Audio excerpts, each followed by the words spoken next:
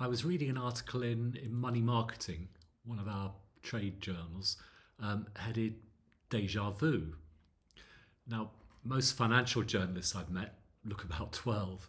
As a trade mag is usually a stepping stone to greater things, like reporting on Love Island for the Daily Mail, I guess. This one, the editor, was talking about having seen it all before, as he's been involved in financial services since 2014. I rest my case. Try 1984.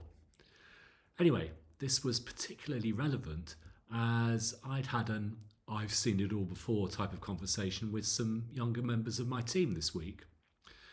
They'd been talking to clients who weren't happy with the performance of their funds since their last review, 12 months or so ago. Not surprising as markets have fairly steadily fallen, although they're starting to rise again since then.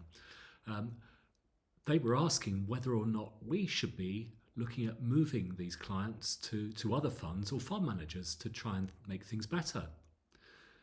Now, whereas many, even independent advisors these days, use what in our jargon we call a CIP or centralised investment proposition, where all their clients' funds are invested in a set of portfolios which are managed by them or by an appointed manager with their influence, usually on a chosen platform or admin service.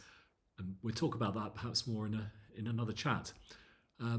But here at Philip James Financial Services, we use a number of different portfolio managers on different platforms.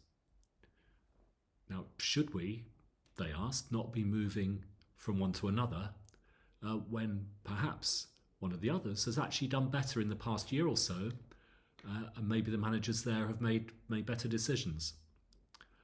Well, no, not so quick, I'd say, and said. Firstly, we choose those with whom we work very carefully. We meet the guys, usually still guys for better or worse, who make the decisions, make sure that they keep us up to date on those decisions, especially in more difficult times, which they do.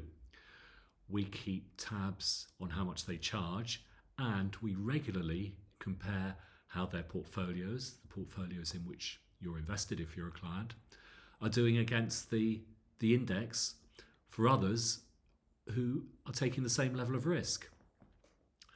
Are we all still doing better than those averages?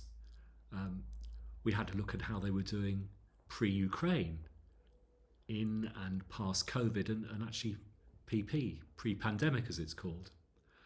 And interestingly, the underperformer was, and had been until a year or so, doing just as well as our others. With the same team running it, I'd say that's likely to happen again.